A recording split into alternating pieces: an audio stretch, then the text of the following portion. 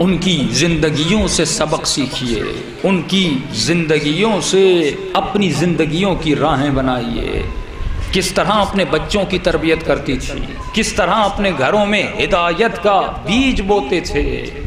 فرماتے ہیں جب بی بی کی شادی ہوئی تو نبی خدا نے مولا علی کو کہا کہ یا علی آپ کرائے پر بھی کوئی نہ کوئی گھر لیجئے، کیونکہ میں بیٹی رخصت کر رہا ہوں۔ اسی گھر میں رخصتی ہو یہ اچھا نہیں لگتا، کم از کم تھوڑا سا دور میرے گھر سے گھر لیجئے تاکہ وہاں سے لے کر اس گھر تک رخصتی ہو، لوگوں کو پتا چلے کہ نبی کی بیٹی کی شادی ہوئی ہے۔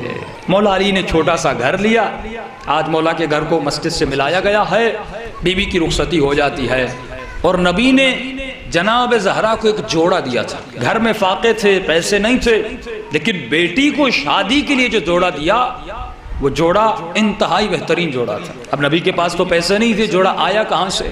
فرماتے جناب خدیجہ الکبریٰ نے اپنی زندگی میں اپنی ایک سہیلی کو اپنا جوڑا دیا تھا اور کہا تھا اگر میں زندہ نہ رہوں اور میری بیٹی کی شادی ہو تو میری طرف سے اسے یہ ہدیہ کر دینا۔ تو جیسے شادی ہونے والی تھی وہ جناب خدیجہ کی جو سہیلی تھی مومنہ آ گئی، جوڑا لے کر جناب رسول خدا کو دیا۔ جیسے جناب رسول خدا کو جوڑا دیا، جناب زہرا نے زیب تن کیا۔ شادی کے بعد اکثر ہمارے پاس تو رواج یہ ہے کہ بیٹیاں ہمارے گھر آتی ہیں، لیکن نبی کی سنت یہ نہیں ہے۔ ایک دن شادی کروائی، دوسرے دن خود بیٹی سے ملنے گئے کہ ملنے جاؤں اپنی بیٹی سے۔ کہ جیسے جناب زہرا کے گھر میں داخل ہوتے ہیں نبی خدا کیا دیکھتے ہیں؟ جناب زہرا نے پرانا سا لباس پہنا ہوا ہے، پھٹا لباس، پرانا لباس، سادہ سا لباس پہنا ہوا ہے۔ ایک مرتبہ تعجب سے بیٹی سے پوچھتے ہیں کہ بیٹی آپ نے نیا لباس کیوں نہیں پہنا؟ شادی کا پہلا دن ہے، کم از کم نیا لباس پہنتی، یا آپ نے پرانا لباس کیوں پہنا ہے؟ جناب زہرا فرماتی ہیں بابا میں نے اس لباس کو ایک محفوظ جگہ پہ رکھ دیا ہے۔ اب نبی جانتے ہیں لیکن ہمارے لیے سوال کر رہے ہیں تاکہ مسلمان جناب زہرا کی معرفت کو حاصل کر سکے۔ دیکھیے مولا علی کو وقت ملا منبر پر نہج البلاغہ کے بیان کرنے سے، علوم کے بیان کرنے سے، کہ لوگوں کے دلوں میں علی کی فضیلت اجاگر ہو گئی، لیکن جناب زہرا کیونکہ گھر کے اندر تھی، بی بی کی فضیلت کو معصوموں نے اجاگر کیا ہے۔ فرماتے بیٹی پھر بھی بتاؤ تم نے جوڑا کہاں کیا ہے؟ اکثر خواتین اپنے اچھے کپڑے رکھ دیتی ہیں کہ کہیں شادی ہو بیاہ ہو تو اپنا اچھا کپڑا وہاں پر پہن کر جائے، تو شاید یہ تصور پیدا ہو کہ بی بی نے اس لیے رکھ دیا ہے کسی شادی میں جانا ہوگا کہ وہاں پر جا کر میں پہن کر جاؤں گی۔ نبی خدا نے اصرار کیا بیٹی وہ جوڑا تم نے کہاں کیا؟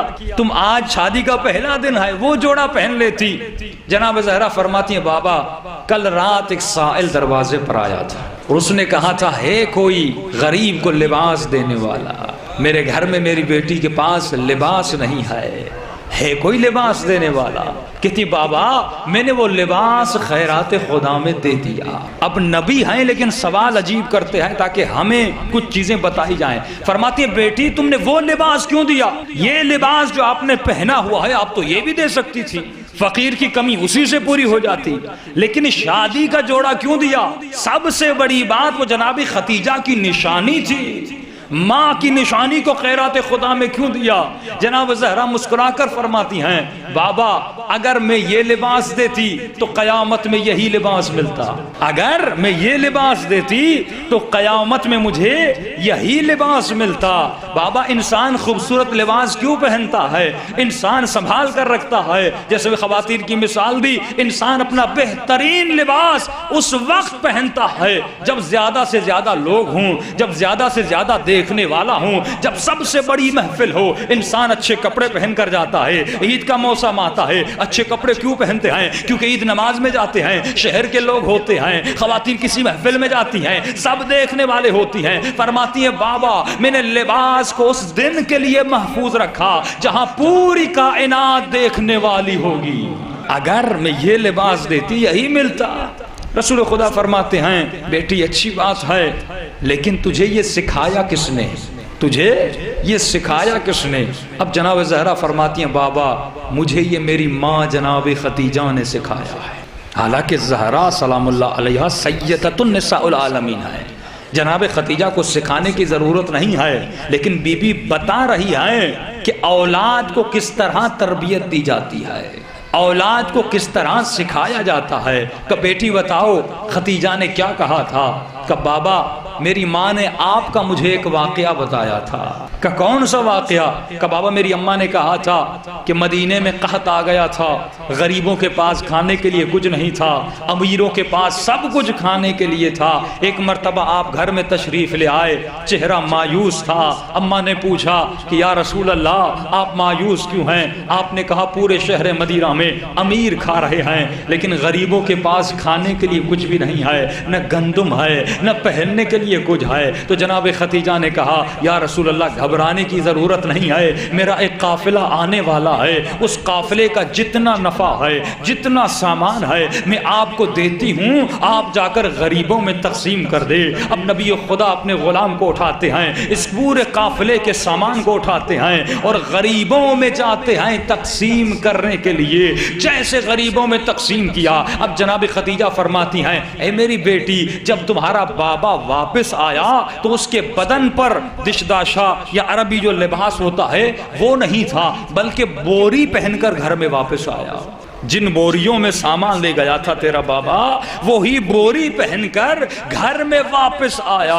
اب جناب ختیجہ رسول خدا سے پوچھتی ہیں یا رسول اللہ یہ آپ بوری پہن کر کیوں آئے ہیں؟ آپ کا لباس کہاں چلا گیا؟ نبی خدا فرماتے ہیں میں نے سارے سامان کو خیرات خدا میں دے دیا، بس جب آنے والا تھا ایک غریب آیا، اس نے کہا میرے پاس پہننے کے لیے کپڑے نہیں ہیں، اگر کچھ ہو تو مجھے دیجئے۔ میں نے اپنے لباس کو دیکھا، میں نے اپنا لباس اسے دیا، یہ بوری پڑی ہوئی تھی یہی پہن کر اس لباس بنا کر گھر تک آیا ہوں۔ بابا جو سوال آپ نے مجھ سے کیا تھا میری اماں نے بھی آپ سے کیا تھا کہ جب یہ بوری آپ پہن کر آئے ہیں تو یہی بوری فقیر کو دے دیتے۔ تو نبی خدا فرماتے ہیں اگر بوری دیتا تو قیامت میں بوری ملتی، میں نے اپنا لباس دیا قیامت میں لباس ملے گا۔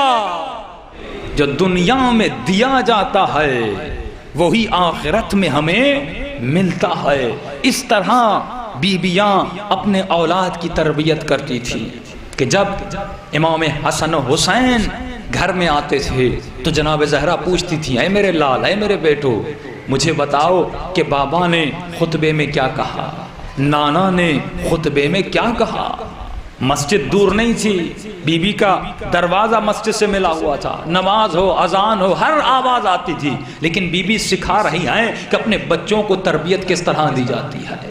جب گھروں میں جائیں تو اپنے بچوں سے پوچھیں بھائی مجلس میں تم نے کیا سنا کیا سیکھا۔ جب بچے اسکول سے واپس آتے ہیں اپنے دوستوں سے مل کر آتے ہیں ان سے سوال و جواب کیجئے بیٹا آج تم نے کیا سیکھا۔ اس طرح تربیت ہوتی ہے۔ لیکن جو مومن و مسلمان اپنے بچے کو ٹی وی کے حوالے کر دے، اپنے بچے کو ڈش کے حوالے کر دے، اپنے بچے کو دنیا کی محفلوں کے حوالے کر دے، اپنے بچے کو گندی دوستیوں کے حوالے کر دے، پھر یہ توقع نہ رکھے، پھر آ کر کسی مولانا کو نہ کہے قبلہ میری اولاد کے لیے دعا کریے اولاد بگڑ گئی ہے، میری بچی کے لیے دعا کریے میری بچی بگڑ گئی ہے۔ ارے جو اپنے ہاتھ سے بگاڑ رہے ہو تو بگڑنے کا نتیجہ یہی ہوتا ہے۔